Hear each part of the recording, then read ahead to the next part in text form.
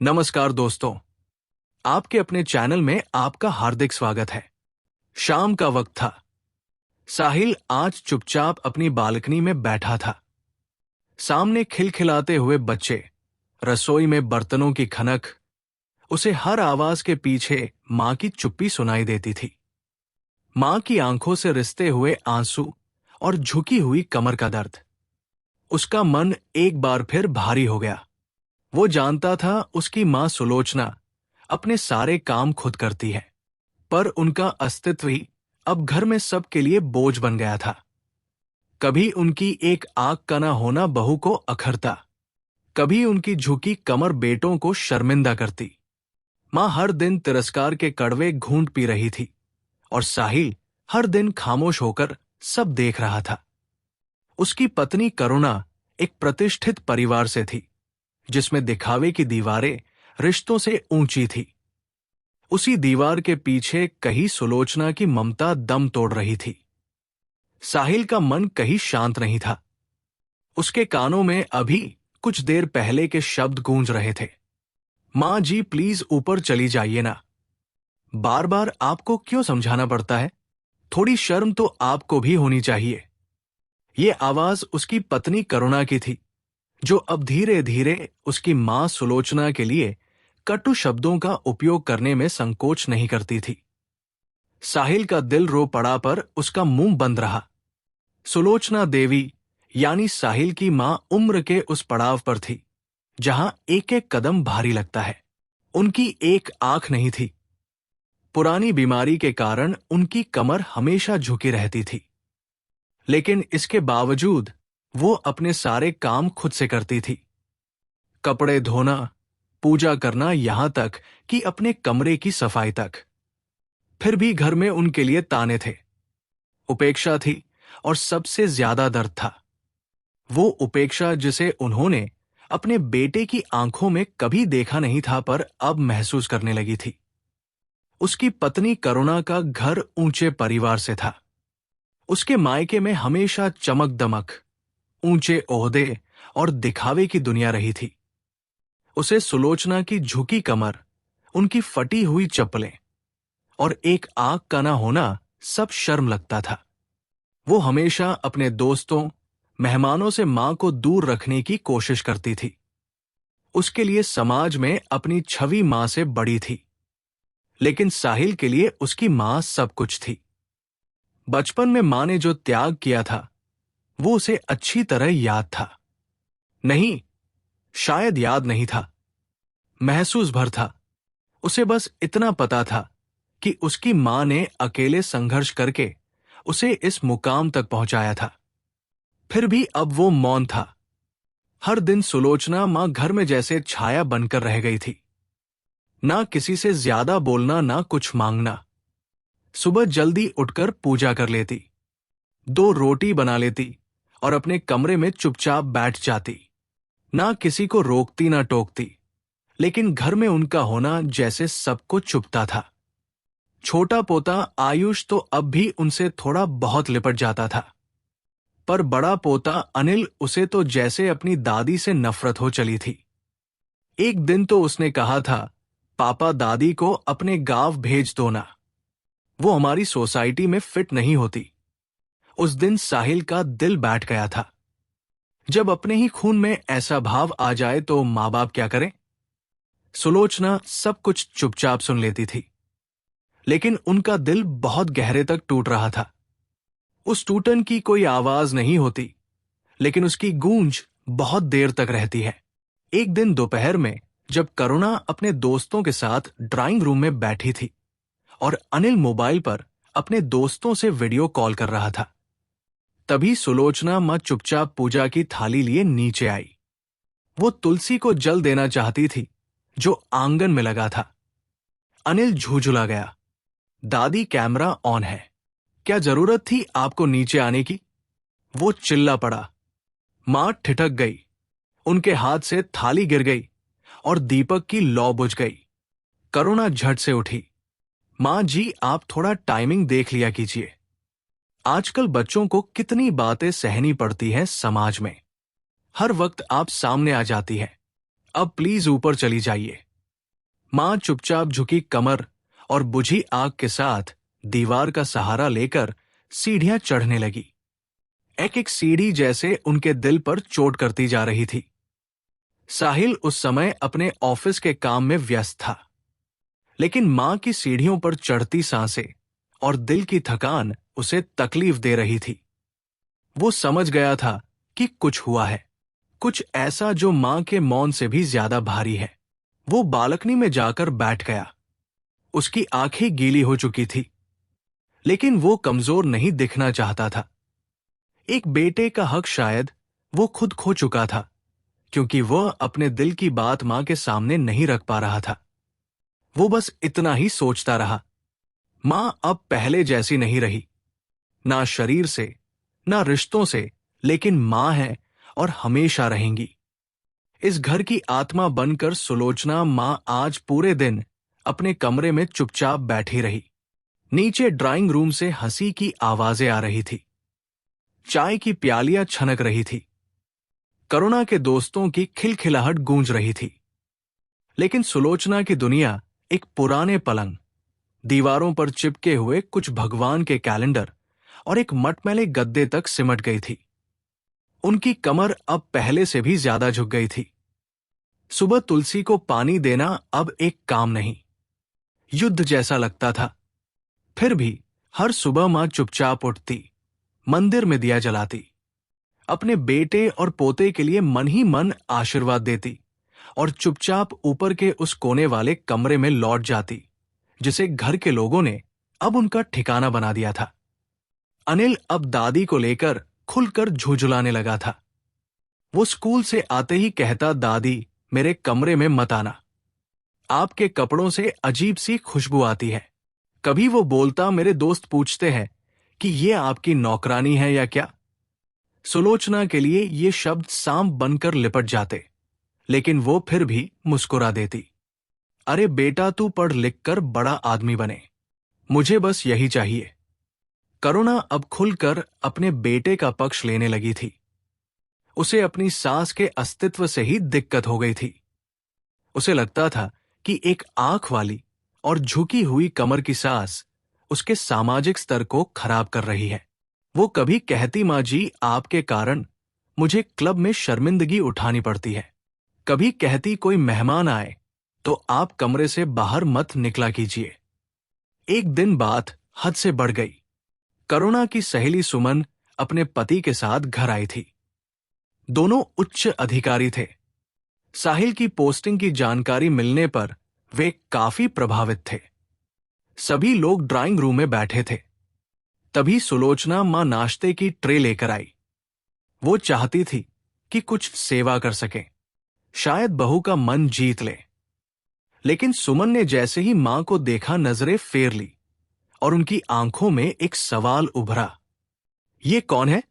करुणा ने बिना झिझक कहा। ओ, वो मेरी दूर की रिश्तेदार है, कुछ इलाज के लिए आई है। ये सुनते ही सुलोचना का चेहरा सन्न हो गया। ट्रे हाथ से लगभग छूट गई, लेकिन उन्होंने खुद को संभाला। रात को साहिल जब अपने कमरे में आया तो करुणा ने फिर वही बात दोहराई। अब कुछ करो भी, मां जी को गांव भेज दो, यहां अब वो फिट नहीं बैठती। साहिल कुछ नहीं बोला। उसके दिल में बहुत कुछ उबल रहा था, लेकिन शब्द जैसे गले में अटक गए थे। धीरे धीरे मां की हंसी गायब हो गई।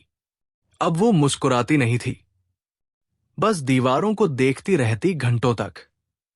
और फिर एक दिन उन्होंने धीमे स्वर में अपने बेटे से कहा, बेटा मुझे गांव छोड़ाओ, बहुत दिन हो गए हैं, अब यहां मन नहीं लगता। साहिल का दिल कांप गया। वो मां के चेहरे को देख नहीं पा रहा था। मां का चेहरा सूखा हुआ था, आंखों में खालीपन था, जैसे मां अब मां नहीं, बस एक नाम मात्र की उपस्थिति बन चुकी थी। मां, गांव में तुम अकेली कैसे रहोगी? वहां कौन है? साहिल ने हिम्मत करके पूछा। तभी करुणा पास से बोल पड़ी, अरे वहां तो आपके मामा जी हैं ना, और गांव वाले भी सब पहचानते हैं। मैं वहां सब व्यवस्था करवा दूंगी, दूध वाला, खाना बनाने वाला, सब। अब इस उम्र में आराम ही चाहिए ना। सुलोचना माँ ने एक लंबी सांस ली। हाँ बेटा, बहू ठीक कह रही है। माँ का यह कहना साहिल के लिए एक तलवार की तरह था, लेकिन वो विवश था। एक तरफ पत्नी और बच्चे जिनकी हर बात उसे सुननी पड़ती थी, और दूसरी तरफ मां जिनकी हर चुप्पी उसे भीतर तक जला रही थी। कुछ ही दिनों में गांव जाने का दिन तय हो गया। सुलोचना ने खुद अपना छोटा सा सामान बांध लिया। 2 जोड़ी साड़ियां, एक पुराना रेडियो, एक गीता और अपने पति की फोटो। वो बार बार कमरे की दीवारें देख रही थी, जैसे हर कोना उनसे विदा ले रहा हो। गाड़ी तैयार थी। अनिल और आयुष अपनी दुनिया में मस्त थे। करुणा गाड़ी के पीछे कुछ जरूरी सामान रखवा रही थी, और साहिल मां के पास खड़ा था।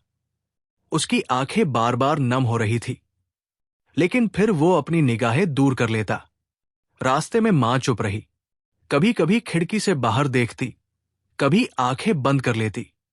रास्ता जितना लंबा था, उतना ही उनका मौन भी गहरा होता जा रहा था। गांव का छोटा सा मकान अभी भी वैसा ही था। पुराना मिट्टी की दीवारें, छत से झांकती लकड़ियां और बाहर तुलसी का चौरा। मां ने चुपचाप दरवाजे की चौखट को हाथ लगाया, माथा टेका और अंदर चली गई। तू जा बेटा, मैं ठीक हूं, मां ने धीमे से कहा। साहिल कुछ पल मां के सामने खड़ा रहा।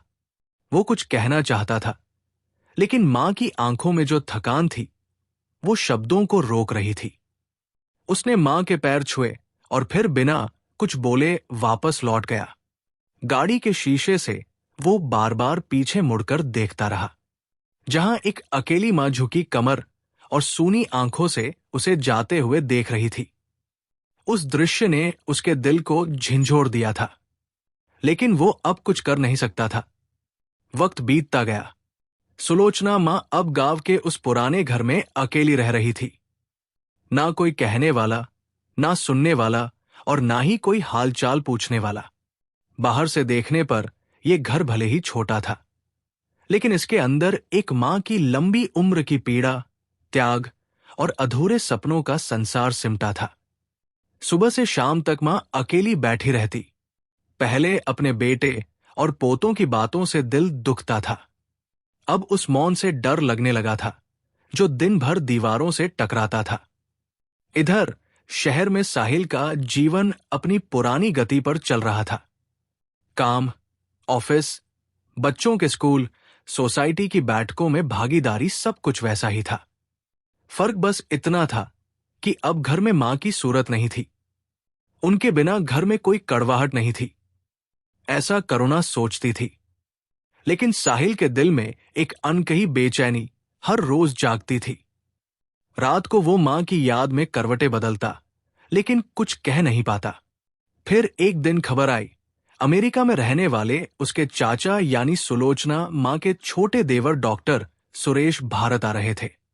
वे एक जाने माने डॉक्टर थे और वर्षों बाद भारत लौट रहे थे। पूरे मोहल्ले में चर्चा शुरू हो गई कि डॉक्टर साहब आ रहे हैं। सोसाइटी में उत्साह का माहौल बन गया। करुणा को भी लगा कि ये एक अच्छा अवसर है अपना प्रभाव दिखाने का। डॉक्टर सुरेश का स्वागत बड़ी धूमधाम से किया गया। घर में सजावट हुई, खास डिनर की व्यवस्था की गई। जब डॉक्टर सुरेश ने दरवाजा पार किया तो उनकी आंखें पूरे घर को खोजने लगी। सभी से मिलने के बाद उन्होंने सीधे सवाल किया, साहिल भाभी जी कहाँ हैं? अब तक तो वही सबसे पहले मेरे गले लगती थी। ये सवाल सुनते ही घर का माहौल एक पल को सन्न हो गया। करुणा ने सामने आते हुए कहा, वो गांव में है, यहां उनका मन नहीं लगता था। उनके स्वर में ना कोई भाव था, ना कोई पश्चाताप। डॉक्टर सुरेश ने ध्यान से करुणा को देखा, फिर साहिल की ओर मुड़े। साहिल की आंखें झुक गई। शायद वह उस नजर का सामना नहीं कर सकता था, जिसमें सवालों से ज्यादा समझदारी थी। कल सुबह हम सब गांव चलेंगे, डॉक्टर सुरेश ने धीरे से कहा। आवाज में कोई कठोरता नहीं थी, लेकिन आदेश था। करुणा ने कुछ कहने की कोशिश की, लेकिन सुरेश जी ने हाथ उठाकर रोक दिया। मुझे अपनी भाभी से मिलना है, बहुत दिन हो गए उनसे बात किए। अगले दिन सुबह सुबह सभी लोग गांव के लिए निकले। रास्ते भर सब चुप थे। साहिल के दिल में अजीब सी घबराहट थी। उसे नहीं पता था कि मां की क्या हालत होगी। क्या वो ठीक होंगी? क्या वो नाराज होंगी? गांव का घर जैसे एक लंबी प्रतीक्षा के बाद जागा हो। खिड़कियां वो धूल से भरी थी और तुलसी का पौधा अब थोड़ा मुरझा चुका था। दरवाजा हल्के से धक्का देने पर खुल गया। अंदर एक फीकी रोशनी थी और उस रोशनी के नीचे चारपाई पर सुलोचना मां लेटी थी। उनके चेहरे पर तेज बुखार की तपिश थी। उनकी आंखें बंद थी और शरीर बेजान सा लग रहा था। जैसे ही डॉक्टर सुरेश ने उन्हें देखा, वो दौड़कर उनके पास गए, मां के पैरों को छुआ और फूट फूट कर रोने लगे। भाभी, ये क्या हाल बना लिया आपने? ये तो वो भाभी नहीं है जो पूरे घर की शान हुआ करती थी। सुलोचना ने धीरे से आंखें खोली। चेहरा पीला था, होठ सूखे हुए थे। उन्होंने सुरेश को देखा और मुस्कुराने की कोशिश की, जैसे किसी प्यासे को पानी दिखा हो। अरे सुरेश, तू आ गया। बस इतना कहकर फिर आंखें बंद हो गई। साहिल को स्वप्नी सांसें भारी लगने लगी। मां की ये हालत देखकर उसका दिल बैठने लगा। डॉक्टर सुरेश ने तुरंत थर्मामीटर निकाला, मां का बुखार देखा, नब्ज टटोली, फिर करुणा की ओर मुड़े और गुस्से से बोले, ये हालत हो गई है उनकी, और तुम कहती हो कि वहां उनका मन नहीं लगता था। फिर उन्होंने साहिल को देखा। बेटा, तू क्या कर रहा था इतने दिन? क्या तुझे पता भी है कि भाभी अब तक जिंदा क्यों है? सिर्फ इसलिए कि उन्हें लगता था तू उन्हें लेने जरूर आएगा एक दिन। लेकिन तू तो गया ही नहीं दोबारा। साहिल अब खुद को संभाल नहीं पाया। वो मां के पास बैठ गया और रो पड़ा। मां, मुझे माफ कर दो। मैंने बहुत गलती की, बहुत बड़ी गलती। सुलोचना ने धीरे से बेटे के सर पर हाथ फेरा। नहीं बेटा, तू गलत नहीं है। हालात गलत थे। सुरेश जी अब तक संयम में थे, लेकिन अब उनका गुस्सा फूट पड़ा। करुणा बहू, तुमने जिसे समाज के लिए बोझ समझा उसी ने इस घर को बनाया था। तुम्हें क्या पता कि जब साहिल 1 साल का था और उसके सिर पर छत से गिरने से चोट लगी थी, तब डॉक्टरों ने कहा था कि ये बच्चा शायद बच नहीं पाएगा। करुणा ने चौंक कर देखा। सुरेश जी ने कहा, उस समय सुलोचना भाभी ने अपनी एक आंख और अपनी रीढ़ की हड्डी का बोन मैरो दान करके अपने बेटे को जिंदगी दी थी। उसी त्याग से आज साहिल जिंदा है और तुम्हें ये घर, ये जीवन, ये सामाजिक सम्मान मिला है। पूरा कमरा सन्न हो गया। साहिल की आंखें फटी की फटी रह गई। क्या मां की आंख और कमर? सुरेश जी ने कहा, हाँ, ये वही मां है जिन्होंने खुद को कुरूप बना दिया ताकि तेरा शरीर सलामत रहे, और आज तूने उसी मां को गांव में अकेला छोड़ दिया।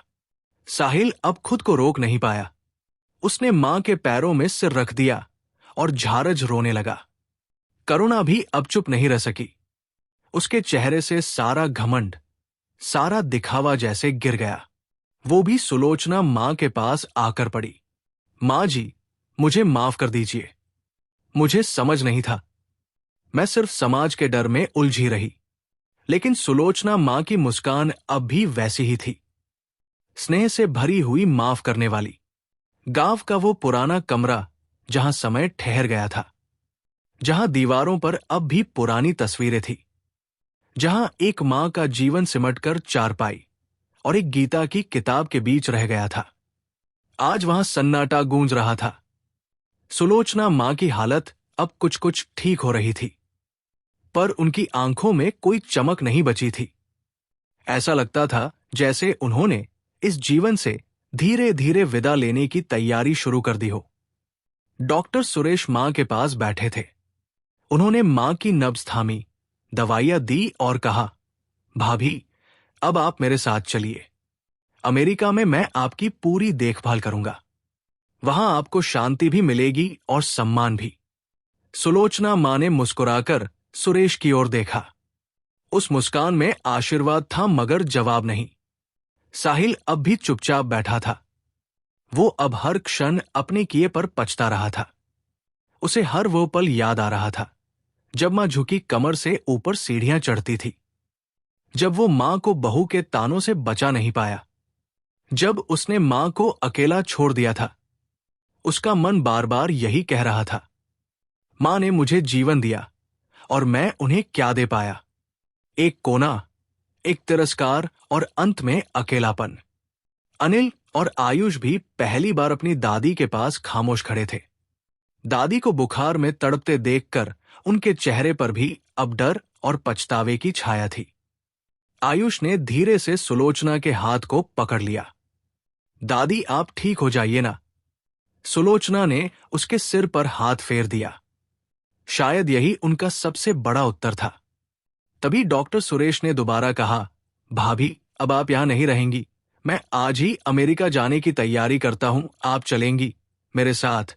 ये घर, ये लोग अब आपको वो नहीं दे सकते जो आपने इनके लिए किया। सुलोचना ने कुछ देर आंखें बंद रखी, फिर धीमे से बोली, सुरेश, मैं कहीं नहीं जाऊंगी बेटा।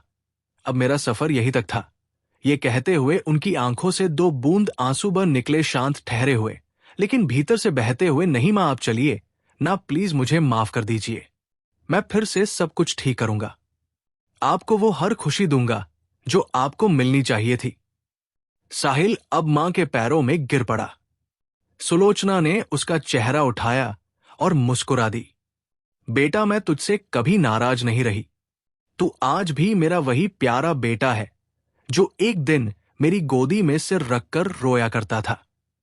बस तुझसे इतना कहती हूं, अपनी आत्मा को कभी मत झुठलाना और बहू से भी कह देना वो मेरी बेटी जैसी है। उसके मन में अगर कोई अपराध बोध है तो मैं उसे भी माफ करती हूं। कमरे में एक गहरा मौन छा गया। बाहर हल्की हल्की बारिश शुरू हो गई थी। सुलोचना मां की सांसें अब धीमी हो चुकी थी। चेहरे पर अद्भुत शांति थी। ऐसा लगता था जैसे एक मां अपने कर्तव्यों की गठरी रखकर अब प्रभु के चरणों में विश्राम लेने जा रही हो। कुछ ही पलों में सुलोचना मां इस संसार से विदा हो गई। कमरे में सब खामोश थे। डॉक्टर सुरेश की आंखें डबडबाई हुई थी, लेकिन उनकी मुद्रा शांत थी। उन्होंने मां की आंखें बंद की और धीरे से बोले, आपने अपने हिस्से का सब कुछ दे दिया। भाभी, अब हमें अपना हिस्सा चुकाना है। साहिल फूट फूट कर रो पड़ा। वो मां के चरणों में लेट गया और कहता रहा, मां, मुझे माफ कर दो। मुझसे बहुत बड़ी गलती हो गई। आपने अपनी आंखें दी, हड्डियां दी, जीवन दिया और मैं आपको बेसहारा सा छोड़ आया। मां, करुणा चुपचाप खड़ी रही। उसके आंसू बहते जा रहे थे। शायद पहली बार उसने समझा था कि रिश्ते केवल दिखावे से नहीं, ममता से बनते हैं। और मां जैसी छाया अगर जीवन में हो तो छत टपकती नहीं। सुलोचना की अंतिम यात्रा गांव से पूरे सम्मान के साथ हुई। गांव वाले एक एक करके आए और अपनी अपनी भावनाएं व्यक्त की। सुलोचना दीदी बहुत नेक थी। किसी का दिल नहीं दुखाती थी। सबकी मदद करती थी। हर आंख नम थी। अंतिम संस्कार के बाद जब सभी घर लौटे तो उन्होंने महसूस किया कि घर की दीवारों पर अब मां की स्मृतियां गूंज रही थी। उनके कमरे में अब भी वो गीता की किताब थी। उनके पुराने चश्मे की डिबिया थी और भगवान की तस्वीरें थी जिनके सामने वो रोज दीपक जलाया करती थी। साहिल ने अपनी मां का पुराना जंग लगा हुआ संदूक खोला तो उसमें मां की लिखी हुई आखिरी चिट्ठी मिली। साहिल एक कोने में बैठकर मां की आखिरी चिट्ठी पढ़ने लगा। उसमें लिखा था, बेटा साहिल, जब तू छोटा था और चल नहीं पाता था तब मैंने तुझे गोदी में लेकर पूरा जीवन चल दिया था। जब तू बोल नहीं पाता था तब मैंने तेरे हर इशारे को पढ़कर तुझे दुनिया की भाषा सिखाई। और जब तू बुखार से तपता था तब मैंने अपने माथे से तेरी तपिश खींच ली थी। याद है बेटा, जब तू 1 साल का था और छत से गिरकर तेरी आंख और रीढ़ की हड्डी टूट गई थी तो डॉक्टरों ने जवाब दे दिया था। उस दिन मैंने भगवान से कहा, मेरी आंख ले लो, मेरी हड्डी ले लो, पर मेरे बेटे को जीवन दे दो, और भगवान ने मेरी सुन ली। मैं जानती हूं जब तू बड़ा हुआ तो तुझे समाज में ऊंचा दिखने की जरूरत पड़ी और मुझे पीछे छोड़ना पड़ा। शायद मैंने तुझे इतना मजबूत बना दिया कि तू मां की कमजोरी को बोझ समझने लगा। पर बेटा, ये कमजोरी नहीं थी, ये मेरा सबसे बड़ा त्याग था। मुझे तुझसे कोई शिकायत नहीं है। तू जैसा भी है, मेरी ममता तुझसे कम नहीं हुई। हाँ, एक टीस जरूर रही कि तेरी जिंदगी में मेरी जगह एक कोना बनकर रह गई। लेकिन वो कोना भी मुझे मंजूर था, क्योंकि वह तेरा था। तेरे बच्चे जब मुझसे दूर भागते थे, मैं समझ जाती थी कि ये उनके संस्कार नहीं, तेरी मजबूरी थी। जब तेरी पत्नी मुझे छुपाती थी, मैं जान जाती थी कि उसने कभी मां की ममता को महसूस ही नहीं किया। पर आज मैं जा रही हूं इस शरीर को छोड़कर, मगर बेटा मेरी ममता को मत छोड़ना। जब कभी थक जाओ, मेरी गीता खोल लेना, मैं वही मिलूंगी। जब कभी अकेलापन लगे, अपने बच्चों को गले लगाकर मेरी ममता याद कर लेना। और जब कभी किसी मां को अपमानित होता देखो, तो मेरे हिस्से का सम्मान उसे दे देना। मां कभी बूढ़ी नहीं होती बेटा, वो बस खामोश हो जाती है। मेरी चुप्पी को समझना, मेरी हंसी को याद रखना, और खुद से कभी मुंह मत मोड़ना। तेरी मां सुलोचना। साहिल ने उस पत्र को अपने हृदय से लगा लिया। सुलोचना मां की अंतिम यात्रा के बाद जैसे घर की हवा बदल गई थी। वो कोना जहां कभी मां चुपचाप बैठा करती थी, अब सबसे ज्यादा खाली लगने लगा था। उनकी तस्वीर को ड्राइंग रूम की उस दीवार पर लगाया गया जहां पहले कभी उनका जाना मना था। उसी तस्वीर के सामने अब रोज दीपक जलता था। साहिल ने मां की सभी चीजों को सहेज कर रखा। उनकी गीता, चश्मा, वो पुरानी साड़ी जिसे वे त्योहार पर पहनती थी, और उनके हाथ से लिखी कुछ पुरानी चिट्ठियां।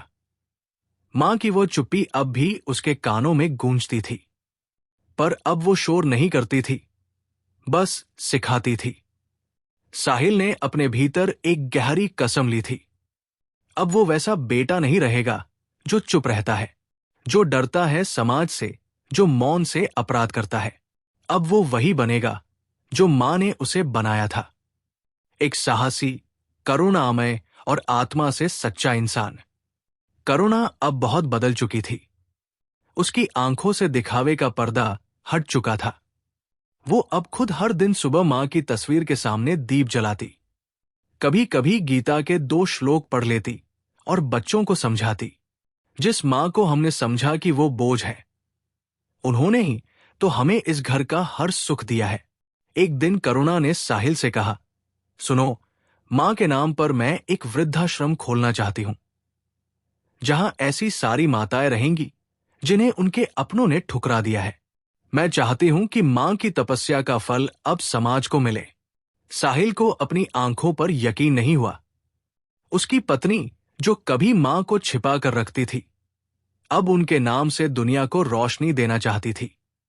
उसने तुरंत हामी भर दी, और कुछ ही महीनों में सुलोचना सेवा सदन के नाम से एक वृद्धाश्रम शुरू हुआ, जहां हर सप्ताह वे दोनों जाते, खाना परोसते, बुजुर्गों से बातें करते और मां को अपने भीतर जीते।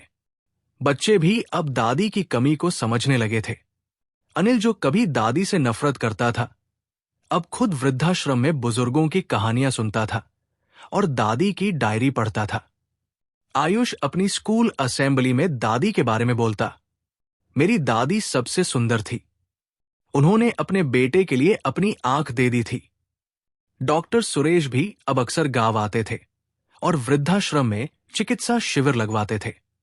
उन्होंने कहा था, मां की सेवा केवल उनके रहते ही नहीं होती, उनके जाने के बाद भी वो जिंदा रहती है, अगर हम उनकी ममता को बांटना सीख जाएं। एक दिन साहिल ने मां की गीता खोली। उसमें एक पंक्ति पर मां की लिखावट में कुछ लिखा था, हर रिश्ता तब तक अधूरा है जब तक उसमें त्याग की भाषा ना हो, और मां हमेशा पूरी होती है, भले ही समाज उसे अधूरी समझे।